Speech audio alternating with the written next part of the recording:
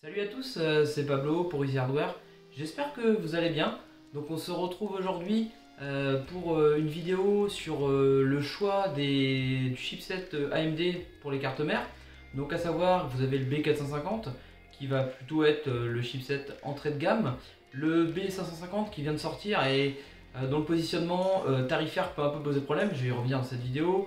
Et le X570 qui va vraiment être le chipset haut de gamme. Donc déjà je voulais vous remercier pour vos retours sur tous les likes et tous les commentaires sur les vidéos. Ça me fait vraiment extrêmement plaisir. Donc là je vais vous demander, parce que là au niveau des likes on a même dépassé mes espérances. Donc je vais vous demander 20 likes sur cette vidéo bien sûr si elle vous a plu. Et n'hésitez surtout pas à la commenter et la partager comme d'habitude. Donc je rentre tout de suite dans le vif du sujet, donc à savoir le B450. Là c'est vraiment le chipset qui va être le chipset entrée de gamme. Si vous voulez faire une configuration plutôt entre 500 et 800 euros, donc il a plusieurs avantages.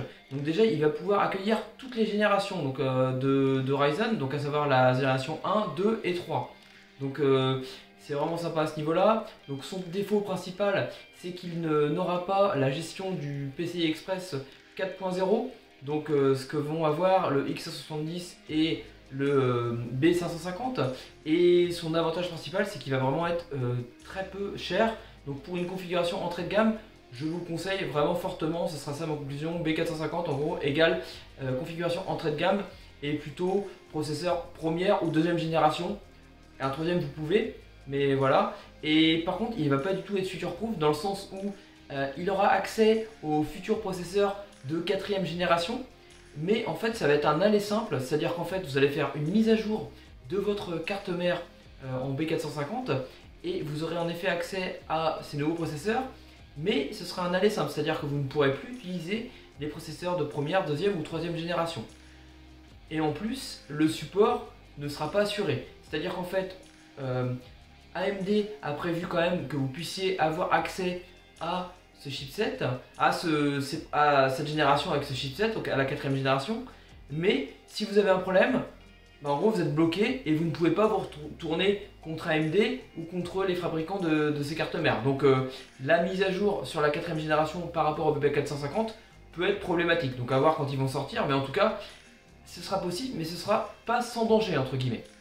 Donc là voilà, c'est vraiment sur le B450, donc à retenir un chipset vraiment fait pour les configurations entrée de gamme, plutôt sur des processeurs première ou deuxième génération, vraiment pour les petites configurations.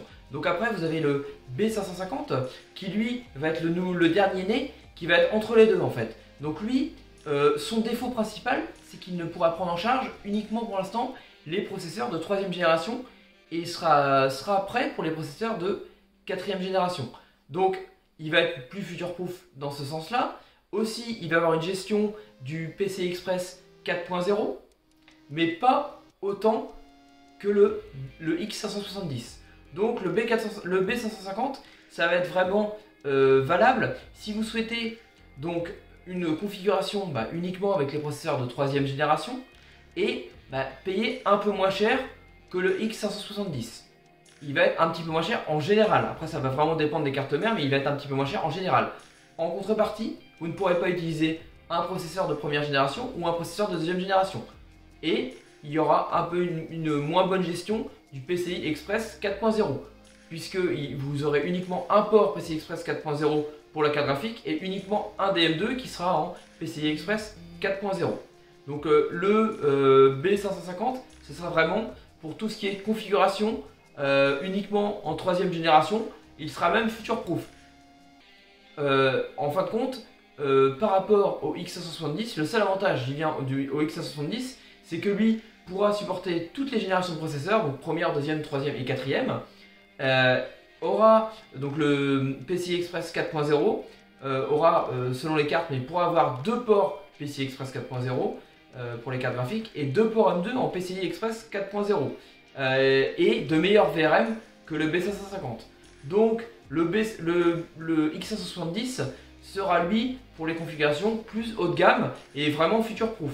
Après, rien ne vous empêche, si jamais vous souhaitez monter une configuration même pour plus tard, prendre par exemple du B550 non, du X570 pardon, et prendre un processeur de première génération, même si les cartes sont chères, mais au moins vous pourrez mettre de façon certaine un processeur de 4ème génération après. Après, ça dépend de tout ce que vous voulez faire.